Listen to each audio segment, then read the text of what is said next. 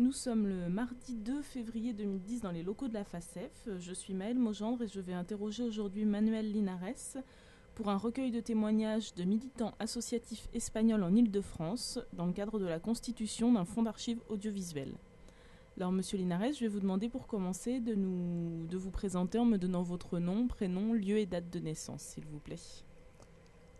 Manuel Linares, nacido en Córdoba el 20 de noviembre 1947. Du coup, le fait que vos frères aient été en France avant vos parents, c'est ça qui les a amenés à émigrer eux-mêmes. Vous pouvez revenir sur comment ça s'est déroulé exactement? Eh bien, c'est en 64, mes frères, plutôt que venir en Espagne, ils ont payé le voyage à mes parents pour qu'ils viennent en vacances, qu'ils sortent une fois d'Espagne, donc ils sont venus en France en vacances, les voir et puis voir dans la situation que c'était, leur travail qu'ils faisaient. Et là, une visite à l'entreprise dans laquelle ils travaillaient. Et de fil en aiguille, il y avait les parents, la direction de cette entreprise. Il a proposé à mes parents si éventuellement ils s'étaient intéressés pour travailler. Donc ils ont proposé du travail et un logement. Et mon père, il a dit oui. Le temps, il a retourné en Espagne pour faire les papiers. Moi-même, mon DNI, ma pièce d'identité que je n'avais pas. Et puis on est revenu en France, tous les quatre, mes parents, tous les cinq, mes parents, un frère plus jeune que moi et ma mère. Et puis, comme je vous disais tout à l'heure, donc j'avais que 17 ans et demi, j'ai fait formation dans l'entreprise jusqu'à l'âge de 18 ans que j'ai démarré mon travail en tant qu'adulte. Donc du coup, si vos parents ont décidé de venir en France, c'était essentiellement pour des raisons économiques? Ah, tout à fait. Est-ce qu'ils avaient prévu Pas du cette tout. émigration? Pas du tout. Pas du tout. Pour moi, le mot émigration, le mot sortir d'Espagne pour vivre à mon âge, pas du tout. Et puis mon père, c'était quelqu'un, vous lui donnez à travailler 24 heures sur 24, il vous le fait. Mais autrement, il va jamais se poser des questions de lui-même, de partir, comme il y a beaucoup d'immigration qui sont partis d'eux-mêmes. Mon père, c'est mes frères qui l'ont tout. Ils ont mis le tapis pour qu'ils puissent y venir. Et j'ai eu ma carte de travail. Et avec cette carte de travail, on allait à la préfecture, on avait une carte de séjour. Moi, personnellement, j'étais un immigré un peu privilégié de ce côté-là. Mais je sais qu'il y a beaucoup de gens qui sont bavés avec. Ils sont joués, les patrons, ils jouent avec ça.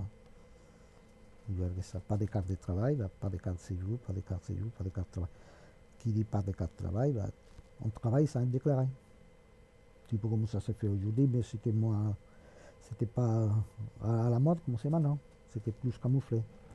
Les gens ils se sont aperçus quelques années plus tard, quand ils ont commencé à bouger les papiers pour la retraite, en cas de maladie, d'accident de travail, il n'y avait pas toutes les cotisations et toutes ces choses-là.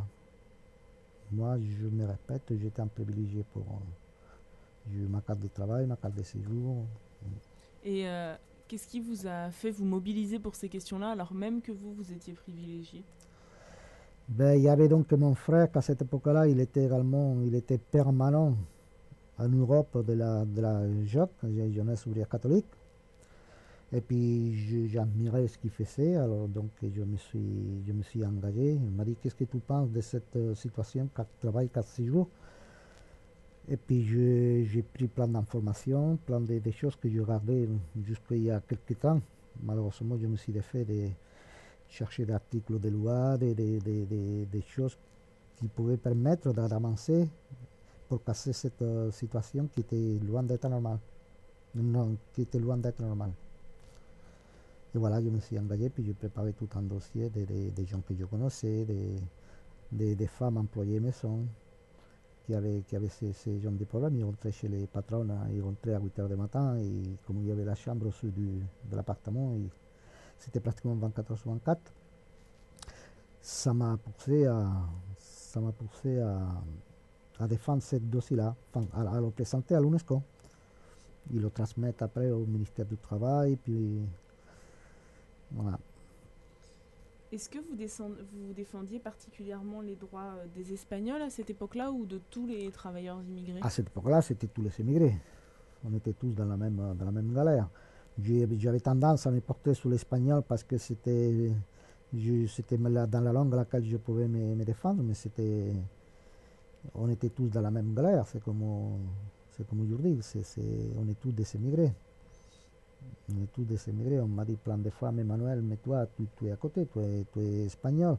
Oui, mais si tu me dis que tu es contre l'Africain, tu es contre moi également. Donc je suis émigré autant que le premier émigré du pays le plus lointain. Et alors, comment vous en êtes arrivé de votre engagement syndical à votre engagement associatif après la Casa de Espagne? Donc mes enfants, ils ont commencé l'école en primaire, donc ils avaient 7 ans. 7 ans, donc ça fait 28 ans, 29 ans. Et j'ai appris qu'il y avait une association à Paris 15 qui faisait des cours d'espagnol.